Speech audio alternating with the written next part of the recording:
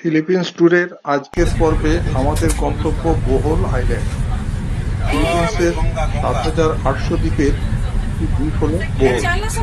এটির আয়তন ৪,৮২১ square kilometre. এটি ফিলিপিন্সের ১০ম বৃহত্তম আইল্যান্ড। বোহল আইল্যান্ডের প্রাকৃতিক সৌন্দর্য অত্যন্ত মনোরম।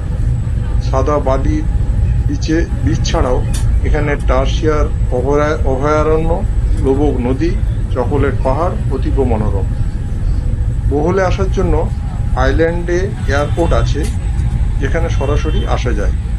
আমরা সেবু সিটি থেকে ফেরি সার্ভিস নিয়ে ২ ঘন্টার যাত্রাপথে এসে পৌঁছেছি। ওখান থেকে গাড়িতে আইল্যান্ডের দর্শনীয় স্থানগুলি দেখা যায়।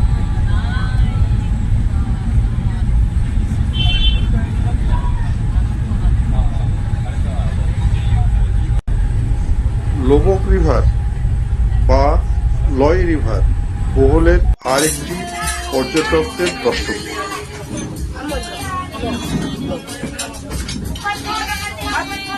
বোহল দ্বীপের মধ্যস্থলে অবস্থিত কারম্যান শহর লোবক নদীর উৎপত্তিস্থল এবং বোহল সমুদ্রে নদীটি গিয়ে শেষ হয়েছে।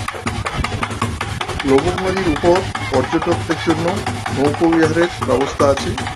জঙ্গলের মধ্যে দিয়ে সবুজ জলে ভ্রমণ অনবদ্য।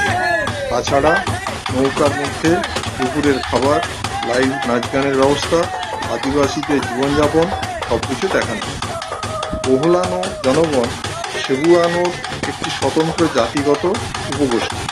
এরা বোহলানো ভাষায় কথা বলে।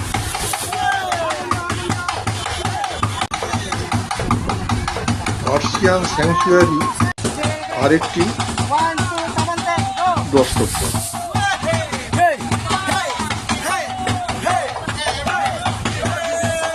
টার্সিয়ান বানর প্রকৃতির খুব ছোট স্তন্যপ্রায়ী প্রাণী। এদের লেজগুলি অপেক্ষাকৃত বড়। টার্সিয়ানগুলি খুব শান্ত স্বভাবের এবং লাজুক প্রকৃতির হয়। প্রাণীটি আকারে বেশ ছোট, কিন্তু তার চোখ দুটি অপেক্ষাকৃত অনেকটাই বড়। আবার পেঁচার মতো এরা ১৮০ ডিগ্রি ঘাড় ঘোরাতে পারে।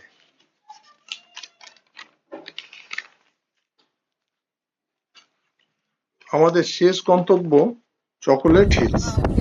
প্রায় ১৭০০ ডোম-আকৃতির টিলা নিয়ে চকোলেট হিলস।